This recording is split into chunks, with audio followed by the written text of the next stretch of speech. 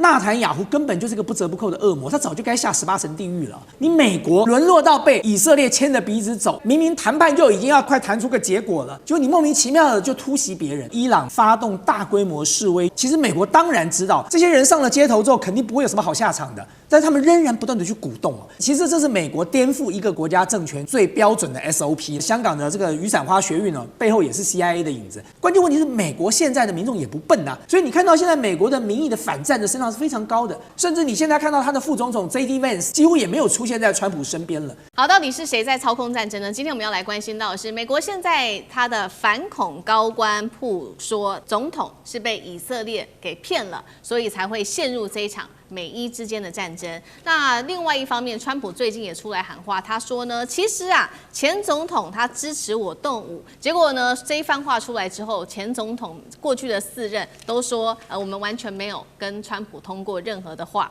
那这到底是怎么回事呢？川普被打脸吗？再来，我们就会关心的纳坦雅胡被指拿人命来逼出这一场美伊战争，到底怎么回事？今天就这些议题，我们会一起来做关心。好，我们赶快来关心的是，美国跟以色列联手打伊朗，现在进入到第18天了，战争持续的焦灼。这时候，美国这位很重要的高官突然出来放话哦，我们看到他说什么？他是美国国家反恐中心主任肯特，他说他决定要辞职了，为什么呢？我无法昧着良心支持对伊朗战争这一场伊朗战争，美国并没有构成，伊朗并没有对美国构成迫在眉睫的一个威胁，所以他不明白为什么要去打这一场战争。他还接着说，他说美国政府啊根本是遭到以色列跟其他的游说团体蒙蔽跟欺骗，所以才去打这一场战争。他为什么重要？我们也来看一下他的小档案。卡特曾经出生在特种部队绿扁帽，多次在前线作战，而他的妻子其实他在过往他的伴侣身上有一个很令人难过的故事。他的妻子叫做香农，是美国的海军士官长。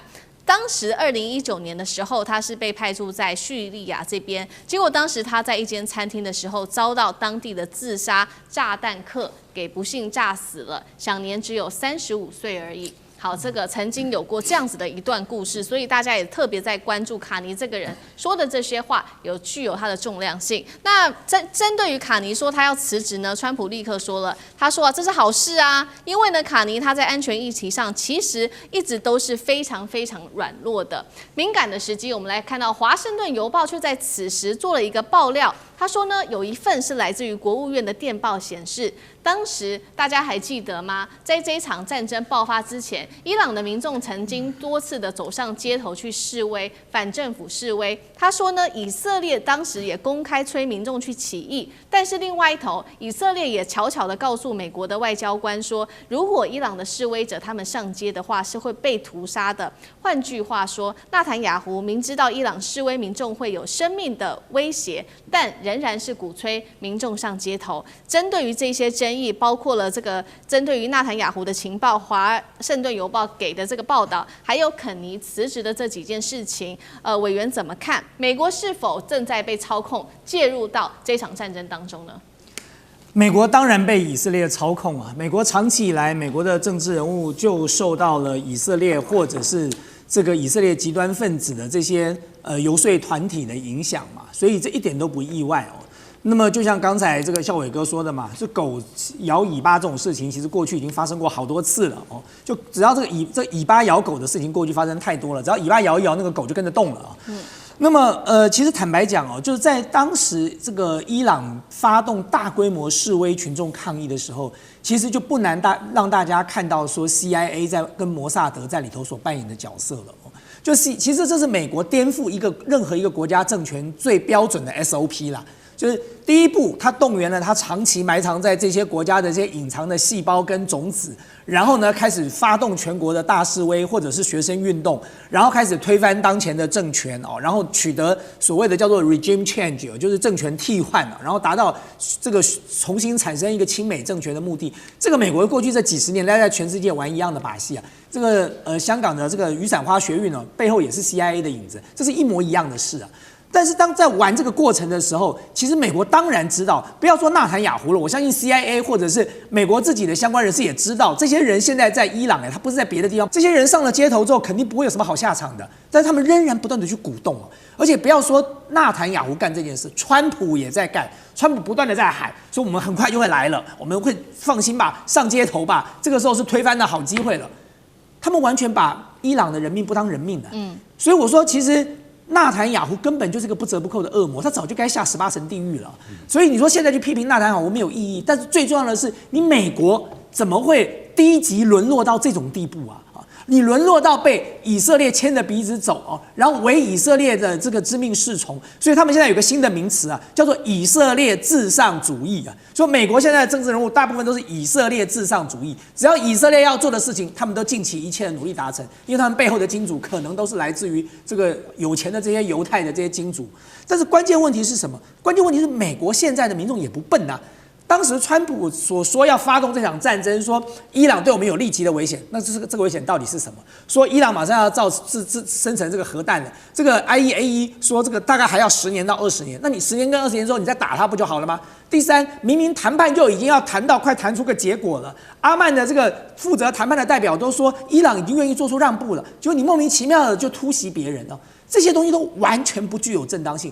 但你更不要讲说这场战争你没有通过这个联合国安理会的，当然，也许川普早就不把联合国当件事了。你有没有召会过你的盟邦？你也没召会过你的盟邦。然后在这场战争当中，你美国的战斧飞弹就把人家那个小学莫名其妙就给炸了，170几个女同学就这样阵亡了，就这样牺牲了，你就违反了战争罪哎。所以你说他又违反了国际法，又违反了战争罪，美国人好歹也是有血有肉有心的吧？他们长期以来自视为他们代表世界正义的代表。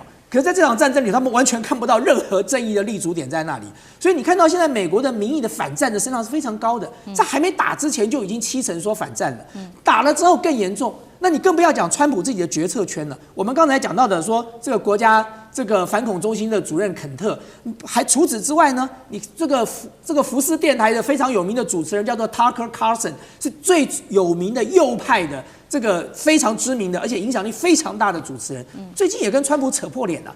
对于所有 MAGA 的支持者来说，川普错估了一件事：这些人不是对川普的个人崇拜，而是这些人对川普当时所提出来的集中发展美国，让美国再度伟大这样的一个概念。他们是强烈的支持的，可是当他们今天看到川普背离了自己的理想的时候，你会发现，像这个 Tucker Carlson 也好，像我们看到的这个肯特也好，甚至你现在看到他的副总统 JD Vance 几乎也没有出现在川普身边了。对，所以川普除了基层的民众有了问题，他其实高层的决策圈也已经产生分裂了。但是还是回到我刚才讲的，川普也许很想要走出这个泥淖，可是很可惜，在以色列跟伊朗都准备要打到底的情况之下，他现在大概很难抽出来了。对，好，这场战争打到现在包括了除了有60%的美国民众反对美国用武力持续的攻打伊朗之外，还包括了自己共和党内部的 MAGA， 还有呢肯特都已经对于川普表达不支持了。那在这个最新的一个情况下，川普16号他又再次声了，他说呢，有前总统是叫他要出手打伊朗的。但是我们看到最新消息，4位画面上看到的这几位总统都说，我们根本没有跟川普有过谈话呀。那这4位包括了拜登、奥巴马、小布希、克林顿。都已经否认到底了，川普在说谎吗？好，再来就是关心到有关于荷姆兹海峡的问题。大家知道这个川普不是说要其他的国家一起去护航吗？他的好朋友们去护航，结果呢大家都拒绝。那最新是日韩，针对日韩他又痛批说，我们保护了你40年哦，结果你连这一点小忙也不帮我们吗？这是来自于川普的说法。那日本呢？难道是扛不住来自于这个美国的压力了吗？高市早苗他现在也说呢，虽然说法律上面有不合法的问题，但是他要寻求看能不能合法的派兵来帮助美国。所以呢，如果可以行的话，他可能会派自卫队来帮忙做像是扫雷、护航、情报收集的动作。干哥怎么看？先来看这4位总统都否认说有要川普出兵，怎么看？如果这个事情是真的的话，思敏，你觉得哪一个最有可能？拜登不可能嘛，对不对？拜登跟他根本就仇人了嘛，对不对？所以有人就影射是克林顿。可是我跟你讲，没有人比川普自己讲的来的活灵活现。他说：“你知道吗？这位前总统很支持我，我说句实在话，这位前总统也是我川普最喜欢的前总统。可是基于他的党派，这样大家就听出来了啊，可能跟他不同党啊。可是他不能够，但是他私底下有讲说他其实是支持我的，对，他也喜欢我，而且他跟我讲一句，我真恨不得我在任的时候就对伊朗干这种事情。所以你知道他讲的，他变成一个故事，你听起来是有逻辑性的，你知道，讲的活灵活现。可是最重要的是说，没有人能够承认，也没人能够答应。然后他说：“你不相信是不是？我告诉你，你知道吗？这位前总统他身边啊都有川普失心疯症候群。”讲出这一句就代表什么？讲出就代表说他的故事是很可信的。可是你现在这个事情发生之后，你的白宫周遭，没有人敢承认这件事情，也没有人去附和他的话。所以川普一向都是一个人的个人舞台，你知道，他是一个人的武林，他只要演的都让你觉得很像。可是面对自己人背叛，你要怎么办呢？这个人叫肯特，肯特是谁？肯特他是国家啊，就是说他是情报的这个反恐中心主任。这个人的血统没有问题，完全没有问题。11次派驻伊拉克，我跟你讲，能够去伊拉克3次，或者活着回来啊，就不简单了。当然，他前3次他就是一个兵啊，其实他就是一个士官了。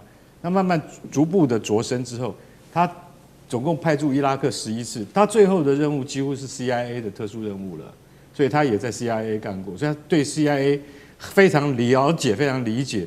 他是纯粹的 MAGA 的支持者。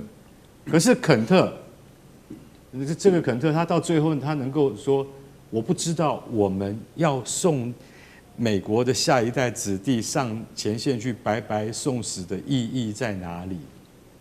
因为我是反恐情报中心主任，所以我可以告诉你，伊朗绝对不是美国安全的首要任务。所以他其实讲了这些话以后，你就会觉得说，这个是最纯粹的让美国再次伟大的支持者。而且他在2022跟20242次竞选参议员，虽然都失败，可是川普都有帮他。那相信这个人一定是川普的心腹了嘛？但是他就是讲了这些话之后，他说：“我不知道为什么我们要打伊朗，我对于我的良心我不能说得过去，因此我辞职。”所以他讲了这些话之后，他就是准备要辞职的。结果你知道，内布拉斯加那个支持川普最力的那个众议员叫培根的，他说：“那走得好，你就是要在走之前讲的一些不三不四的话。”可是说一句实在话，像肯特这种，他虽然就嘴巴没有讲出不三不四的话，可是他们心里就像委员讲的，就是说他们其实要支持的是要让美国这整个体系国家再强起来，而不是你川普的个人，你想要对谁用兵就用兵。所以你知道肯特他是一个面镜子，他照着让大家都发现说，哦，原来你身边的人都有这样的人潜伏的，不要说潜伏啊，就说不满已久。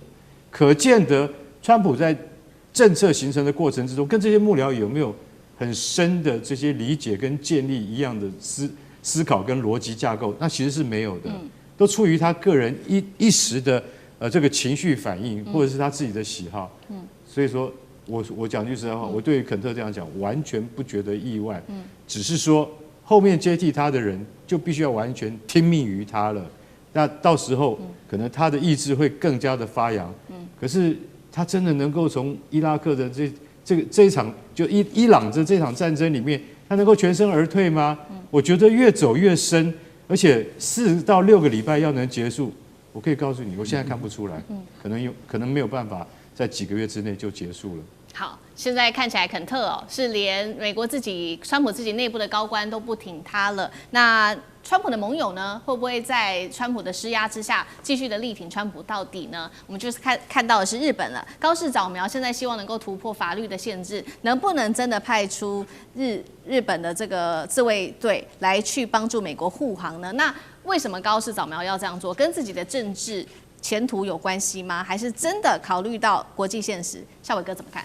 其实如果说当然，高市如果希望能够派自卫队的话，一定是希望借由这样的程度，让他跟美国之间的这个安全连结更深嘛。因为其实，或许我们看这个时候高市如此做，似乎有这个钓鱼沽名，或者说想要跟美国站队之嫌。但是你也不能不否认，就是说从北韩，也就是朝鲜，这个前天又对这个日本海、东海射了一堆飞弹。从日本的角度来说，他们其实非常怕这个。所以也就是说，如果今天这个日本在川普已经亲口说了，因为其实川普之前都要求日本跟韩国派出军舰来加入这个波湾护航任务能够让荷姆兹海峡能够早日开通但日本跟这个韩国一直在问那个踌躇的问题，就是他们找不出法源依据嘛。因为其实依照现在的这个日本的这个自卫队法，那日本他们的确虽然说已经能够从有了这个集体自卫权，但只有集体自卫权也是必须要在这个日本周边美国可能跟这个侵略日本的国家，或是跟美国在日本周边进入战斗的时候，那这个时候集体自卫权解禁，他们能够协助美国。但问题是现在已经七老八远跑到波斯湾去了。那你说上一次那个什么这个第二次波湾战争的时候，日本有没有单独派遣这个自卫队到中东地区去帮美国？是有的，但因为当时的情况跟现在这个情况又不一样，所以就变成说是他们必须要找出那个在法律上能够支持日本派出自卫队的法源依据嘛。因为如果说今天那个像以日本他们上次派，他也并不是参与所谓的战斗任务，而是他是等于说应美国之邀，然后派遣日本的这个地面部队，就陆上自卫队到伊拉克境内去执行安保，就是和平维护的这样一个任务。他不是说跳去那边，然后直接要跟这个伊拉克民兵打仗，兵兵乓乓，不是他是担任这种安保和平维护的这种工作。那你说现在的这样的事情，如果说今天去，那日本的自卫队有可能直接跟这个伊朗的那个部队进入那个军事冲突的情况下，那这个东西是不是日本现在的法律所允许的？所以这个就变成说是高市早苗必须要找出有法律依据的这个原因嘛。今天任何一个民主国家，你做任何一件事情，其实不管是民主或是任何的这样一个国家，他要做任何一件事情都是一定要法律依据，法律依据非常重要。所以对于高市来说，他要能够找到足够支持他派兵的法律依据，他才能派兵。否则的话，他如果万一碰到国内那个国会中去质疑的声音，或甚至去弹劾他怎么办？对。好，我们现在要来特别关心到是这一场战事，现在在白宫内部出现了不同的声音。尤其我们先来看到副总统范斯被曝他是不愿意卷入这一场长期的战争当中的，所以呢可以很明显的看出来他跟川普的立场是完全不一样的。但是此刻呢，有一个人认为说，美国你应该要赶快宣布胜利，在这个时候找个借口赶快下车吧。他主张的就是要降低冲突的高官，就是美国的 AI 沙皇萨克斯了。好，除了萨克斯这一次公开来成为这个美国内部高官第一个出来呼吁赶快结束战争的之外，我们要来看到 CNN 也说了，他们认为在这一场战争当中，川普是很难宣告胜利的，原因有非常多。我们先来看到其中几个。他说，荷姆兹海峡的危机一直在发酵，你美军到现在还是没有任何解决的方法，而且你没有明确的战略目标，伊朗的政权也没有崩溃啊，而且核问题到现在还是持续的，伊朗国内也没有掀起所谓的革命或者是内乱，国民的民族意识反而变得更团结。再来就是美国跟以色列了，现在明显的两个人的战略目标已经不一样了。美国再来就是国内的政治压力不断的升高，尤其美国民众现在也都是反战的，因为他们认为通膨跟伤亡对美国非常的不利。赶快来看到英国智库怎么说。他说，美国目前的战略正在重蹈覆辙当年1990到1991年第一次波湾战争之后的伊拉克路线，即使在军事上面是落败的，经济也受挫，但是原本的政权到现在经过重组，仍然他们是可以继续稳坐统治地位的，并不会受到影响。金融时报是这样说的，美军在伊朗的冲突当中，短短时间内消耗掉了数年份的关键军事库存，美国的海军未来几年都会感受到这一次消耗带来的后遗症，尤其是战斧巡弋飞弹是目前为止消耗最严重的一款武器。以色列的方面也亮起了红灯，拦截飞弹库存已经降到了极低的水准，美国跟以色列都可能面临的是弹药的压力。来自于前 CIA 资深分析师，他就做了一个很严重的示警，他说如果战争再持续，对以色列不利，以色列可能会动用他的核武器。等一下我们也要请来宾特别帮我们关注以色列会不会最终真的动了核武器。节目一开始先请教杨老师怎么看了这个美国的 AI 白宫沙皇，他提出来对于川普的这个退场机制，川普现在目前的胜算是不是一直在降低当中？杨老师怎么看？你知道从战争到现在媒体的报道在白宫里面有3股力量，一个就是这个 AI 沙皇萨克斯甚至他的白宫幕僚长以及副总统范斯，其实是反对这场战争继续再打下去。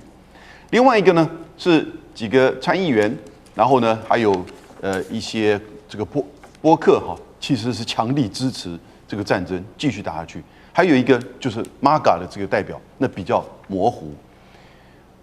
这里显现什么？川普自己犹豫不决，他其实让这些人不断的在对外的讲话。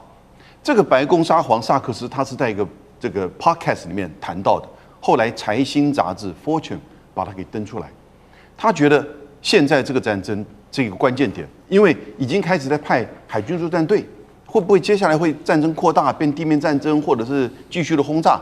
那他觉得接下来可能会有3个发展第一个是双方可能都会相互的攻击石油设施，这个时候科姆兹海峡已经不重要了。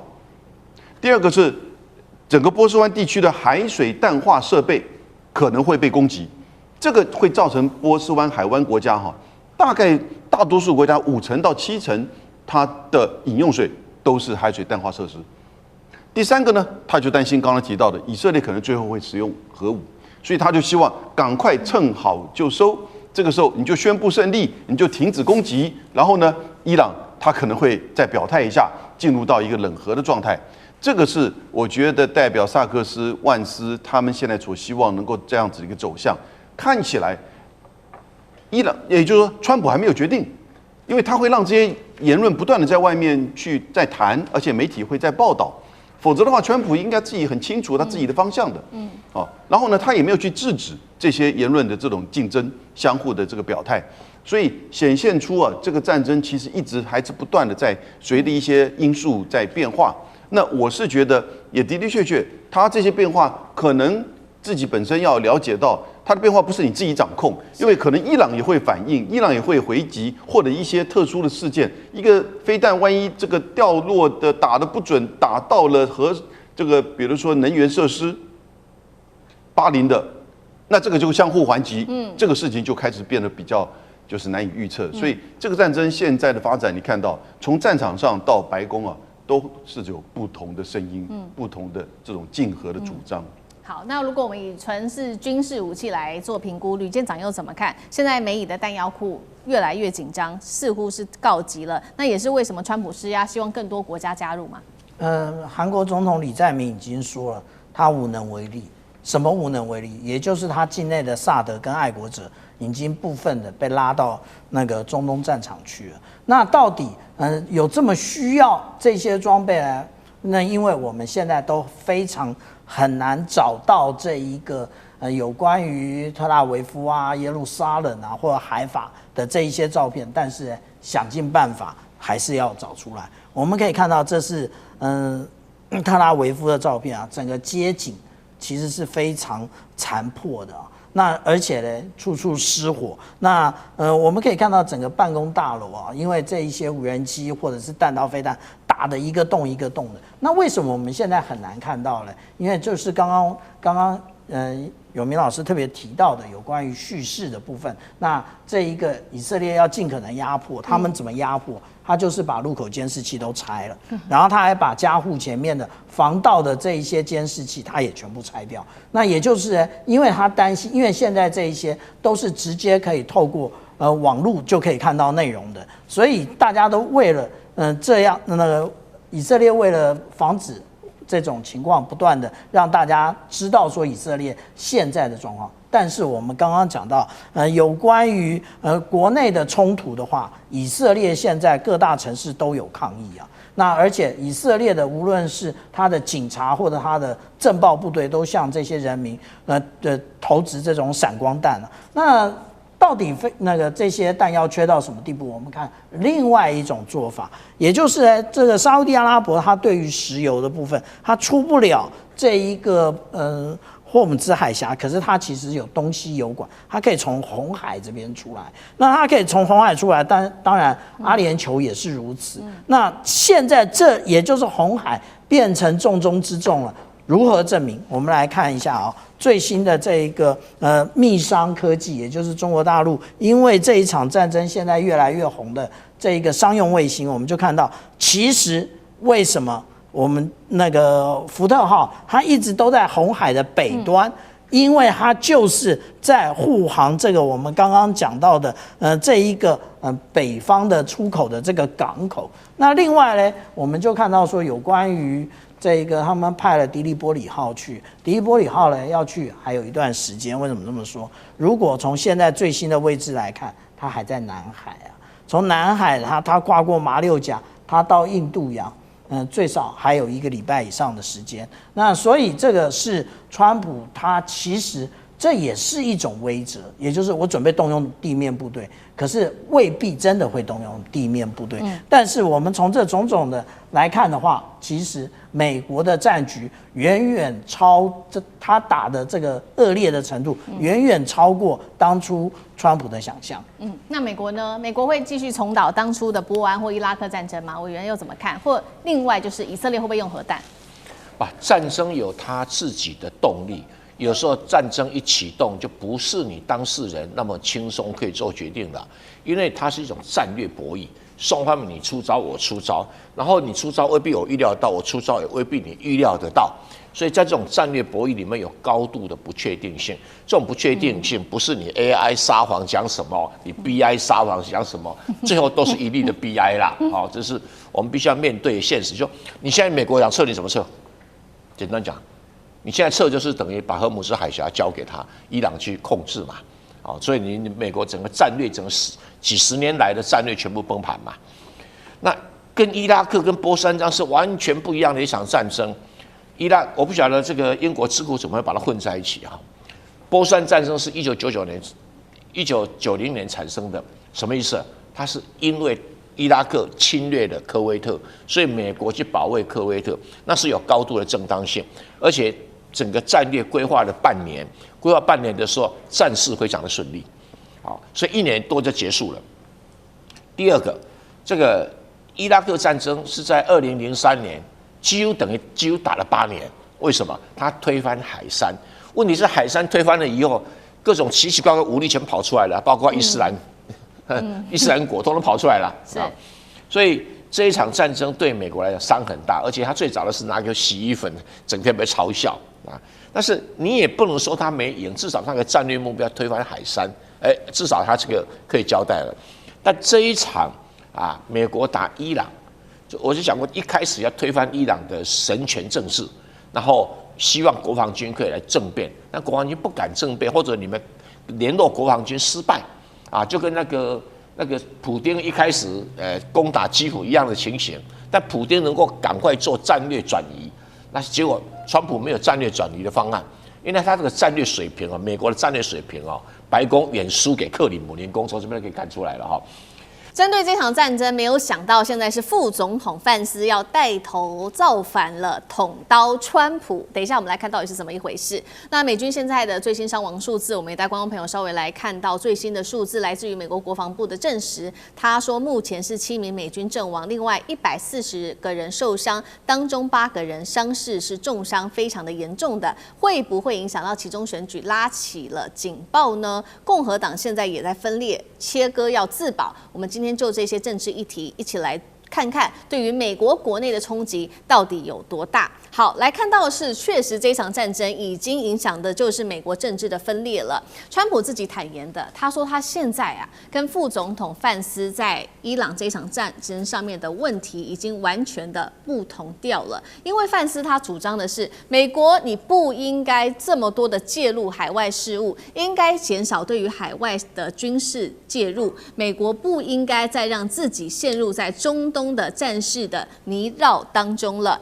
那么最新消息，我们也来看比较敏感的事情是来自于美国媒体最新的爆料，内部在白宫出现了权力斗争，也就是范斯跟他的司法部长疑似透过公开爱普斯坦的这个档案来对抗川普，而川普知道之后，当然绝对是震怒了。他说，如果自己真的因为这个事情被迫下台的话，他会摧毁范斯未来的总统之路。川普不只是说说而已，事实上他也有具体的行动。他的行动就是选在原本就不挺川普的海湖俱乐部的金主面前。我们来看到他来到了海湖俱乐部讨论2028年的总统接班的候选人。那么可以看到是当天晚上这一些的金主几乎是一面倒的。大家都是比较支持卢比欧，远高于范斯的。现在其实共和党内面临非常大的期中选举的一个压力，又再加上范斯现在公开唱反调，难道范斯已经在为2028年的总统大选铺路了吗？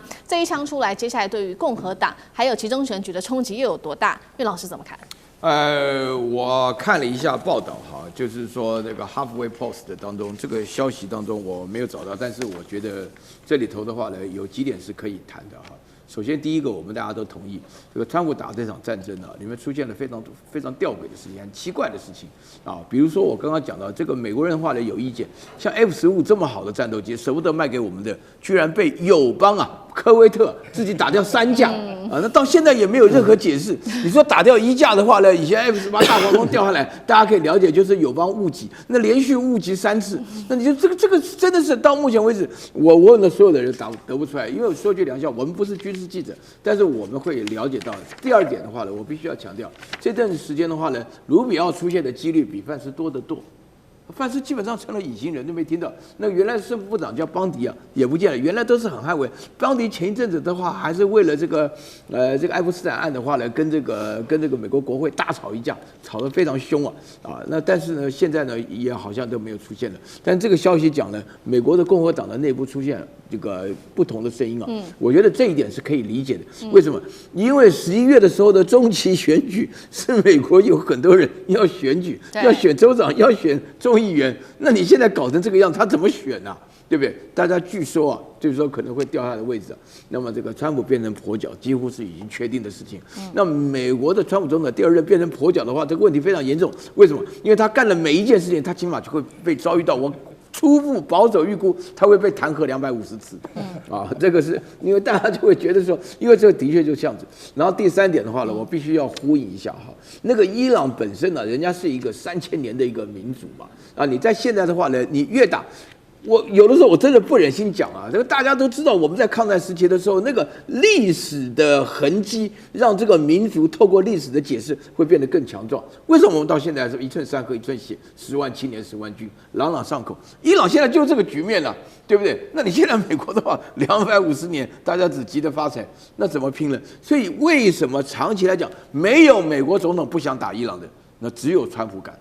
然后呢，伊朗本身来讲呢，这个哈梅内伊呢，他主要做的事情呢，就是压制住伊朗的话呢，就是封锁荷姆斯海峡。现在这2件事情在这个礼拜都爆发了。我跟你讲，这件事情真的很难善了。而且川普自己发明个无条件投降是由他来定义的。那他自己讲说他要结束，那怎么可能？我告诉大家，伊朗的结束方式就是所有中东地区的美军基地全部滚蛋。就这么简单。好，所以这场战争我们也刚刚看到了嘛，持续的影响到美国自己内部共和党的政治分裂。那还有哪一些呢？等一下请聂老师持续的带我们看。现在在美国可以说整体都烧起了民众的怒火，民调也显示了现在60%的美国人其实都是反对伊朗动武的。而且呢，现在这几天可以看到，包括了在50多个城市在美国已经爆发了反战示威，大城市当中包括了华盛顿、纽约、洛杉矶到芝加哥，民众都高喊停止战争，痛批川普才是当今世界最大的威胁，并且这一股抗战的反战的风潮已经蔓延到欧洲了。伦敦街头数万人同样的是走上街头怒火，加拿大多伦多示威者则是在美国的领事馆外抗议。再来，欧洲的政府也跟美国保持距离。西班牙说不会成为这一场战争的帮凶，这是共和党最大的政治炸弹了吗？聂老师怎么看？ OK， 我觉得人生、国家或任何人都应该遵守人生的2个红线。第一个呢是道德，第2个是法律。可以看一下川普现在的行径行为，他有遵守任何的道德吗？他有任何法律的规范吗？完全没有啊！所有东西国际法他说了算，人家所有人用国际法束约他，他说、哦、我不认国际法，那个法都不算的。反正他说了算，这个是一个很大的问题。请问从道德和法律的标准之下，除了很怕他，必须好像这个卑躬屈膝来听他话的人，请问会不会反感？因此，不管内外，都一定会有很多反对声浪，甚至一些中等以上的强国，过去都是白皮肤白种人，跟他这么友好的一些国家，为什么一一到我们的对岸中国去？这个不要说示好，带着这个经济财团这样去做一些经济的互惠，就是因为大家对现在美国的所有的行径已经没有办法接受。当然，只要稍微有良心道德的美国人也好哈，或社会一些知识分子，或者国际上的一些这个良心人士，你会发现，就一定会集结人去反他的行为，甚至已经牵扯到了这个行为就是整个美国的动作了。所以我觉得这个现在的问题很大。当然，从美国政治体来讲，当然川普的行为，当然他就是一个共和党、民主党的对峙，在共和党从一个政治素人已经拔擢出了变成总统，而且任了2任，分开的2次的1任。这个总统呢，如果他做得好，其实他的魄力能力其实是被大家肯定的。但是因为他做的是很多道德和法律上的疯狂举动呢，造成大家没有办法接受。因此，当然自己共和党的政治负担就非常之大。民主党当然这就可以有机会见缝插针。所以以川普来讲，不管在任何时候的反复无常的话语，或非常自豪的话，只报人家之短永远讲自己之长，把自己的这种弱点藏起来的这样的问题，一定会出问题。各位，我先要讲一个东西，你知道我稍微研究过川普这个人。他在年轻30几岁的时候，他常看电视，很关心政治。他以前就想选总统，而且说他一定选得上。各位你要知道，他当时我爬搜他最讨厌一个总统是尼克森，他觉得尼克森做得很烂而且被弹劾下台嘛。但是他最欣赏的总统就是雷根。他40几岁的时候，你可以发觉雷根从1980年到1982年，他很多行径都在学雷根。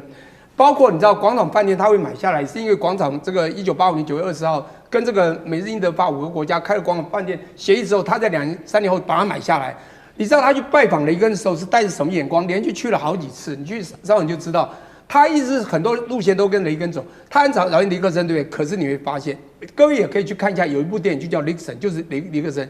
尼克森当时被人家反对，就是做了一件大事。为什么？大家知道越战1955年到1975年20年。这之间，尼克森1968年上任，他做了什么事？他上任以后，他做一个动作，说打太久，他消耗战太强了，我们没办法接受，我要撤军。这是好的。结果呢，他偷偷做秘密行动。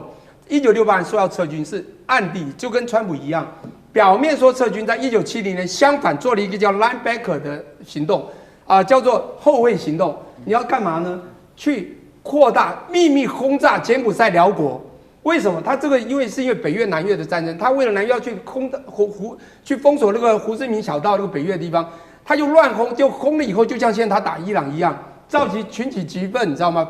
愤怒，而且非常多的美国人在里面也是一样反抗，就像你刚刚讲的，现在美国人也是反抗只是当时呢还在校园，因为反这件事，反他的秘密行动扩大的这个秘密去炸这个柬埔寨、辽国，而在校园开枪，还死了好多人。尼克森当年的事情呢，也因此呢被非常多记者在挑衅他为什么在这个时候要撤军，还去扩大去攻击柬埔寨、辽国的事情，他不是发生在他身上吗？你不觉得在政治就会产生很大的负担吗？你觉得他还能够撑多久？我真的是很怀疑啦。但是当然，他现在所有的政治内阁全是中心内阁，他原来把他自己封锁的死死的、好好的，对不对？这个防线的确很强，可是你知道，全部都怕他了。你知道这次我觉得最恶心我来形容的一件事。各位，我不知道，那应该不是 AI。如果是 AI， 我就要道歉。川普呢，人家问他为什么把一个小学炸了死掉160几个、170几个。如果这是真的话我这样讲，他讲什么话呢？他说不是我们炸，我们发现的是他们自己炸的。结果假设是真的你知道这个话绝对是假的嘛？然后他为了要证实，他不能自己讲，他就马上跟那个赫塞斯战争部部长讲，对不对？你说对不对？各位去爬一下，他说对，是对方炸的。你不觉得中间那个中心到完全没有道德，完全没有基础，胡乱把世界搞得一塌糊涂？你觉得有道德良心的人能再继续支持川普吗？就算你能力再，就算你再有钱，就算你再有 power， 就算你再要 MAGA 把America 要 make great，人家已经没有办法接受了。好，所以现在其实面临很快的今年的11月份期中选举，川普除了面临自己来自于人民内部非常大的压力，还有甚至是共和党内自己内部人士的压力之外，其实另外一个压力则是来自于全球会给他的压力，也就是这个能源市场的压力。因为荷姆兹海峡现在几乎瘫痪了嘛，国际油价狂飙。虽然美国是很重要的产油国之一，但是确实它有1/3都还是仰赖进口的，也代表是说这个国际油价还是会持续的影响到这个川普的，那么也会让美国的经济受到波及。尤其是《纽约时报》最新也报道了说，这一场战事继续的下去，那么影响的就是通膨了，可能从2%今年升到4%，经济成长率从2.4%，今年预估会下挫到只剩下1.6%。川普还能打这一场不对称跟伊朗的这个战术吗？干哥怎么看？我要在历史上面留名，这些都可以被牺牲了。但是大家要知道哈，你有没有想过，美国自己本身是最大的产油国啊，对不对？其实老实讲一句，伊朗他把这个油路给封了，然后把荷姆兹海峡给封锁了，那川普为什么要怕？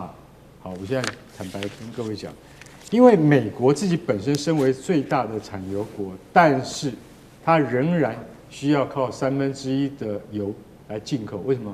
因为美国所生产的油大部分都是轻质原油，就是用在汽车，生产出来的是汽油。可是你要飞机用的油，或者是柴油、重车用的油，那叫重型原油，就没有了。所以它必须要从外面进口，所以它自己出口1/3，它又进口1/3。然后呢，美国有全世界最大的战略储备油田在哪里？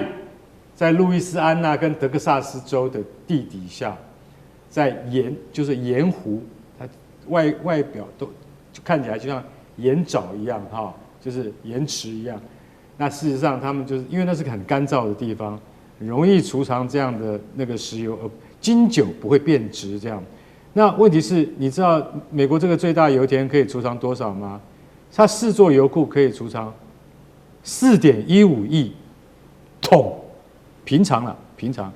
如果要打仗的话，共可以存7亿桶。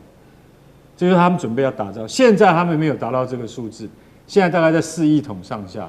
那可能这样子大家没什么概念。我现在就讲好了 ，IEA 就是国际那个能源总署，它自己本身有32个会员国，那这32个会员国，美国除外哈，32个会员国加起来是多少？它有多少储备？12亿桶，美国的7亿桶就占了人家的1半有多，所以大家就晓得说，其实老实讲一句，美国它自己本身它是产油大国，但是它也很被动遭受到国际油价的影响。因为我刚才说过了嘛，它要进口也要出口，所以那个油价不是那个什么全国连锁加油站可以决定的，不是这样。那完全要看国际局势以及经济态势啊，跟国际现势，这些很多复杂的原因加起来，你才可以看到布伦特原油为什么几天之内冲到100，它会再往上冲的。现在听说到113掉下来一点，可是它明天又会再涨上去。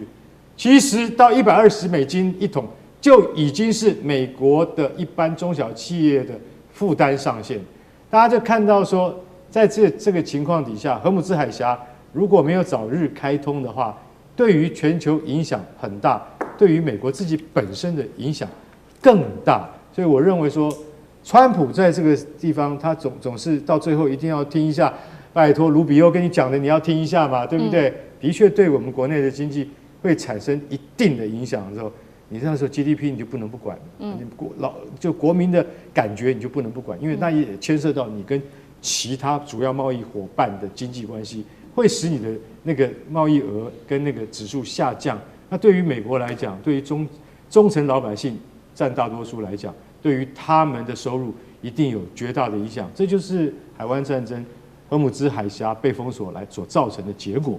好，接下来我们关心，现在看起来川普是想要停战哦，但是又怕认输嘛。另外一方面，现在其实还有一个问题，就是就算川普想要停战，但是以色列会不会拖他进入这场战争的泥淖当中呢？现在美国的网友很多人都已经上街示威的，希望能够停战，甚至发起了送川普的儿子上战场的这个各种的示威活动。那其中选举现在看起来共和党是要惨了吗？今天我们会一起的来做关心。好。本来现在看到的是美以伊战争是不是真的要结束了呢？原因是因为川普接受了电视台的广播公司专访的时候特别讲到，他说这场战争打得非常的彻底，差不多可以结束了。尤其伊朗他没有海军，没有通讯能力，没有空军，我们美军的进度是远远的超前的。但是现在关键来了，他说完这些话的时候，他又说了，我们赢了很多，但是不够。记者问他这是什么意思，他说，这个本周似乎还不会结束战争，现在看起来是不会结束战争的原因，跟纳坦雅胡有没有关系呢？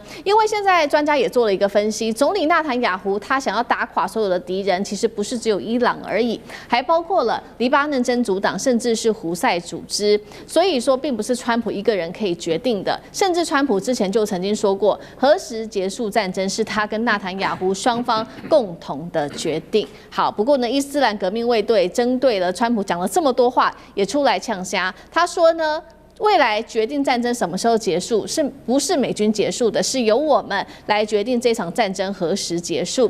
伊朗的总统也说，要求德黑兰无条件的投降，根本就是痴人说梦。再来看到伊朗的外交部说，只有在确信未来不会再遭受攻击的情况下，他们才会结束战争。川普对于要不要停战说法，其实看起来还是反反复复的。重点是不是又被以色列总理纳坦雅胡牵着鼻子走呢？他可以，他也敢对纳坦雅胡说不吗？大使怎么看？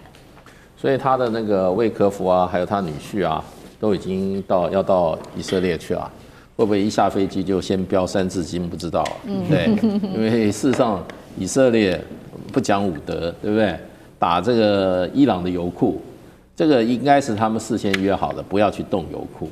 以色列单方面啊，自作主张去打，所以才会美国的官员气急败坏啊。你破我布局啊，我不想把这个事情蔓延到这个石油方面这一部分，你不要去碰它。结果以色列照打，所以以色列方面传出来啊，美国国防部官员一打来就开口就三字经了，对，所以呢，川普当然是很火大了。那而且川普才不是受以色列节制，川普是听华尔街的啊。华尔街怎么做，怎么说，怎么做，对，那他才能。川普又喜欢打电话，我告诉你，打电话是最笨的，你会被受到人家立刻给你一个压力。你喜欢打电话给欧洲各国领袖是吧？欧洲、欧盟10个国家的总理打电话找你，就说这件事情不要玩过，你玩过你去搞石油啊，我告诉你，我们本来就不太支持你搞石油，我们就反对了。就是这样直接讲啊。虽然你要天天跟人家打电话，最好人家大人物都不轻易接电话，就怕你话一丢你就走了，对不对？警告人家就是你喜欢接电话，人家就好警告你嘛。所以川普给自己很大压力，所以他立刻他就出来说，战争很快会结束，对不对？人家记者第一个问题说，你说很快会结束，你前2天你这些战争部长还说他要打4周了，对不对？那现在很快是多快？那川普也不敢说很快。我们就看他明天早上他怎么说，对，看他怎么说。这个事情啊，以色列内塔尼亚胡，你要真的这样玩的话，内塔尼亚胡川普绝对跟他翻脸，绝对跟他翻脸。对，所以这个基本上先把内塔尼亚胡稳住。内塔尼亚胡如果是要自己干的话，那美国很简单啊，我本来还帮你防守你的上空呢，那就你自己看吧。美国对乌克兰不是这样吗？你不听话，我就撤走对你的军事支持啊，武器也不给你了。以色列嚣张这么多年，就是靠美国啊。对，搞到最后他认为是什么？他认为是美国靠他，所以现在就变成这个尾巴咬狗的事情少干，是尾巴就不要去咬狗。那时候小布希公开讲说，我美国人要不要打仗，美国决定。你要把它拖下水，没有那么简单啦。是，所以现在的状况就变成你一碰到油，这个事情就这难搞了，对不对？你看伊朗这么小心，我封锁荷姆斯海峡只打了1艘美国的油轮呐，对不对？也没有把它打沉啊，打伤一下，大家都点到为止。你要玩真的时候，就是玉石俱焚了。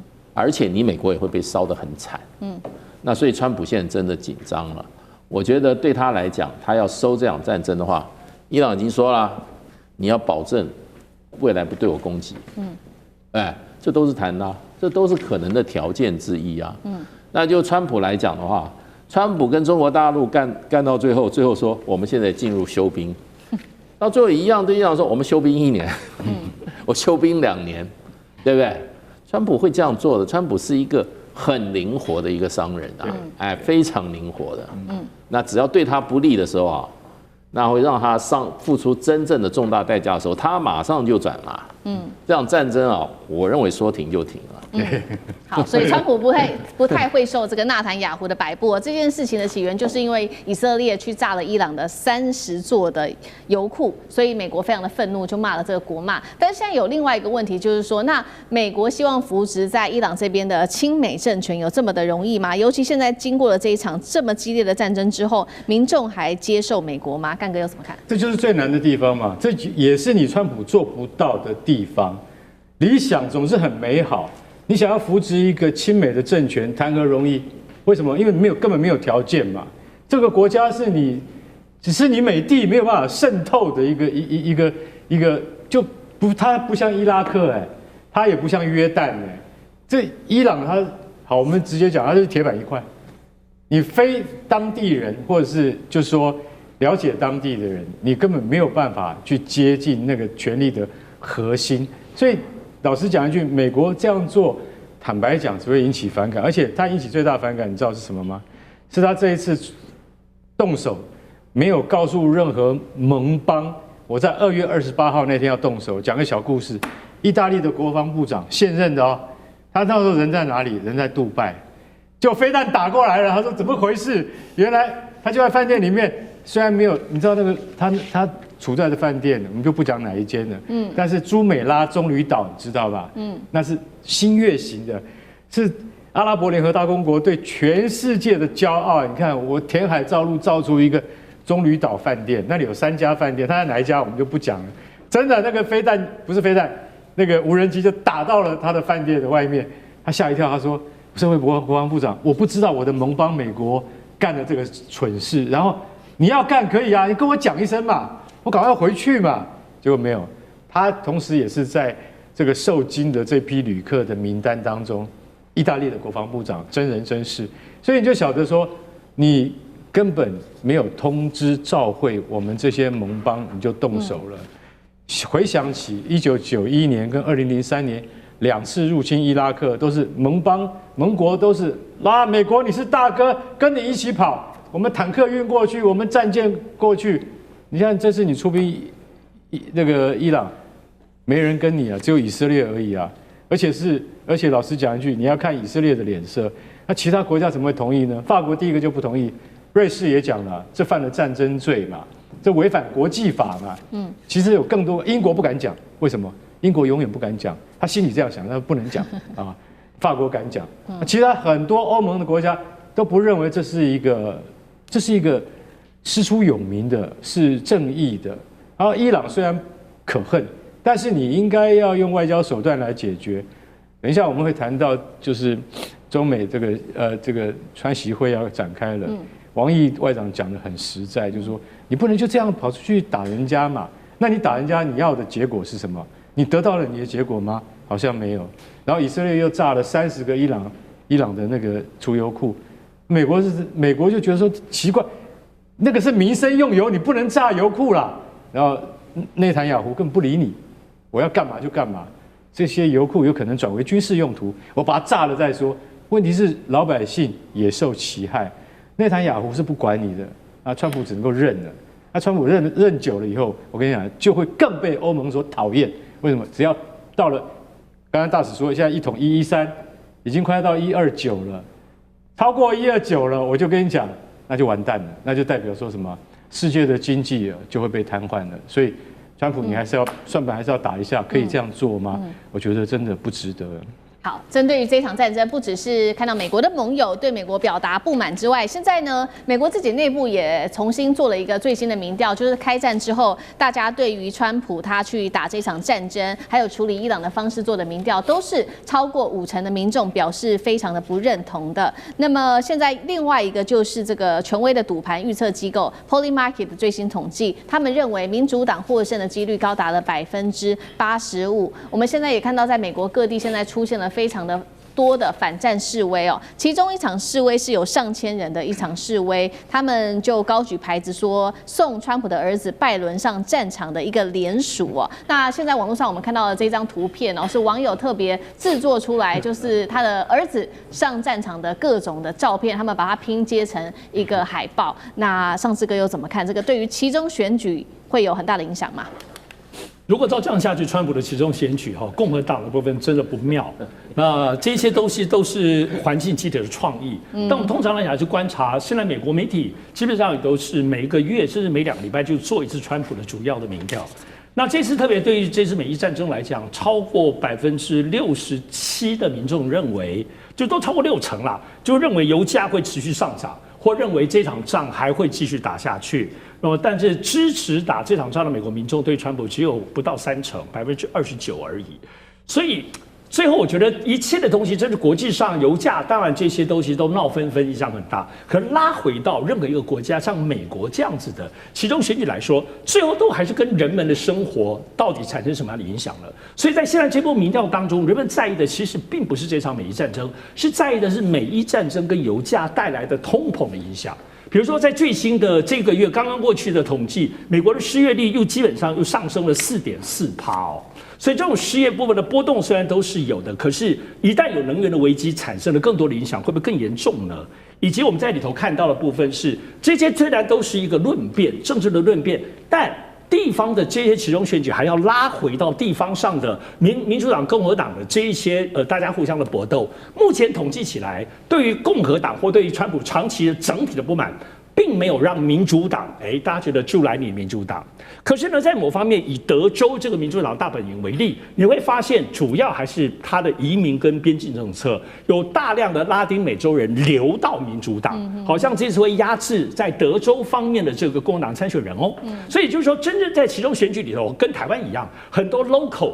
地方上真正这个人比来比去的东西，大环境的因素会有影响，但那些因素往往都还是民生议题，通膨或者是失业的这些，不见得延伸到这个国际局势啦。但目前整体来说，看起来，我想赌盘已经告诉大家了，目前这个情势，而且以美国过去来讲，其中选举大概8月以后就已经是非常非常血腥，在那个地方争斗了哈。所以坦白讲，这个。川普最后要拿出一些对他的利多，好像没几个月哦。那川协会能不能拿到一点点？其实有首歌叫做《我该拿什么东西来爱你》。对于美国来讲，我该拿什么东西来投你？川普跟共和党可能接下来只剩几个月时间而已。